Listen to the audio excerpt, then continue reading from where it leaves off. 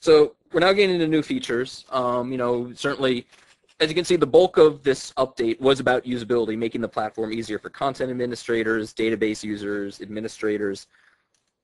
But there was something that we wanted to add to the platform to really increase its use in maybe some of the higher enterprise areas, and that's time zone support.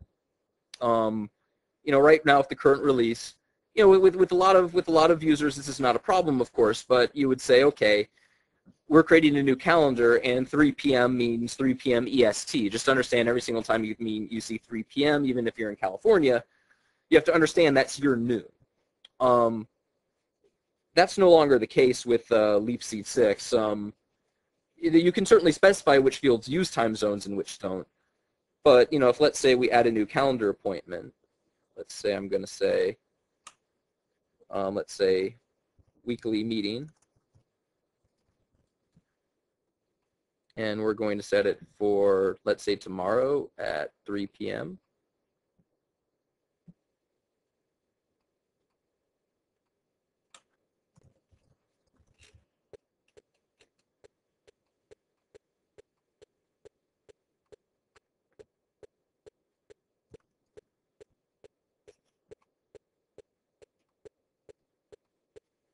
So you see it's 3 p.m., but let's take a look at the database and see what it actually saved.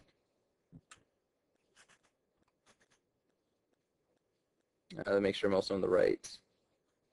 Yep, so if we look at it, you can see the event date is actually not 3:15 at all. It's actually, if you know your military math, it's actually 7 p.m. GMT time. So what the interfaces do is through JavaScript, they actually run a quick script to understand where you are. This actually works wonderfully with mobile devices. You get on a flight, you go to California, you check on your calendar, and the web page will tell you the new time because it does a reference there. Really good if you have like a contest or a grant submission deadline where you say, no, this is the deadline, this is what's displayed. Folks in California will see, oh no, it's the deadline 7 p.m. Instead of 10 p.m. Now now for our process management tools and our history tracking tools, we've set it to use GMT. But for any form, if you would rather, let's say you're throwing a conference and you have a calendar section, you're saying these are all the events, and I want people to know that I want everyone to see 3 p.m. because by the time they're at the conference, that's the time that matters. It's purely optional. You can say convert to from user's time zone, and using rules, this doesn't show unless you're working with a date field type. And you can also make the judgment call of whether it's worth it. For date, a good rule of thumb is that if you're configuring something that's going to show a time, it's worth considering turning it on. Certainly for real-time collaboration, it's good to know. If you're just displaying a date, there might be some reason to do it, but it's not quite, as timely as when you're tracking time down to the minute. But that, certainly definitely helps in a variety of ways. Now, one thing worth noting, well, actually, we'll cover this in a later feature that we're discussing. So, I mean, essentially, one thing worth noting now is for anything that's offline, process manager notifications, the one thing is that the time zone capability determines your time zone when you access the system. So, of course, what happens if it's pushing you an email based on a scheduled task? When you access the system, it saves your last known geographic time zone so that when it sends you an automated report for fields configured this way, it'll keep that.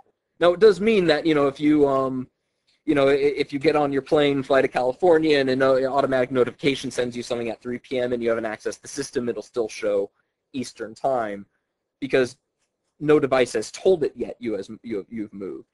But in general, this works for the vast majority of scenarios. If it's actually really a concern, you can also have like some sort of script every morning that loops through all the users and pings them, or well, actually no, it's their specific device.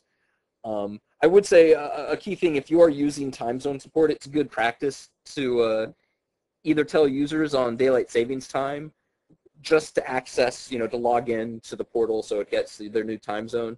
Or certainly your administrator can always just increment the hour at midnight, in the cache data store, of the user's times. Either way works. But for the most part, it works really great. You certainly have to be a bit more thoughtful when it comes to daylight savings time and things like that, as you do with a lot of your devices.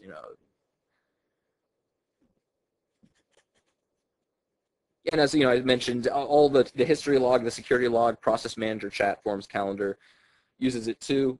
It no longer matters where your server lives or your database lives. There's now a standard for how time is stored.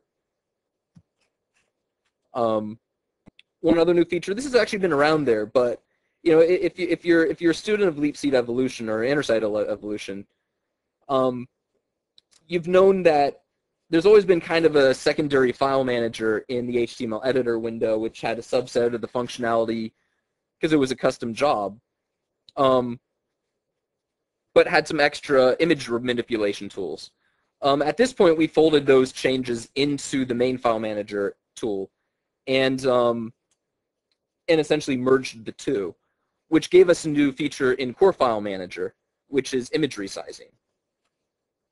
And this works with PNG images. If we go to, let's say, images, let's look at this. Let's go to list view.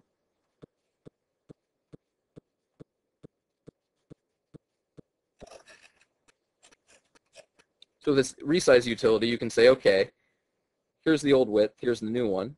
Right, here's the old width and height, and let's say I want to decrease it by 50%. So I can generate the file name. It's going to generate one at 120 by 44. I can get a little preview of its sizing. And if I like what I see, I can then click resize the image, and we look for it. There it is. Really handy if you've uploaded, say, multi-megabyte photos and you want to get it down to like a 640 by 480 image. Things of that nature. As a matter of fact, I might have a.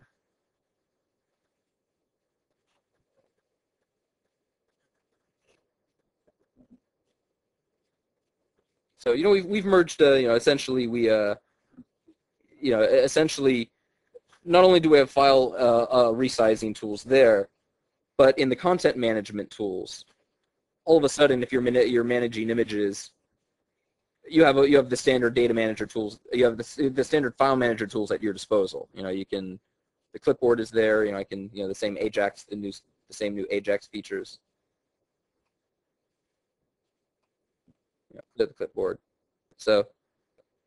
And actually, the great thing is we're also able to get rid of all the custom files, reduce the footprint of the installation by about 20 files or so, which is always a good thing. We love it when we can remove customizations and move things just into the standard operations of how the tool sets work. The Paladin is still there. We do have a little bit of a hook that says if you're running an HTML editor section, still support the palette, which lets you drag and drop images into the content area. So, we still support that. But in general, we now have one singular file manager tool set in the platform.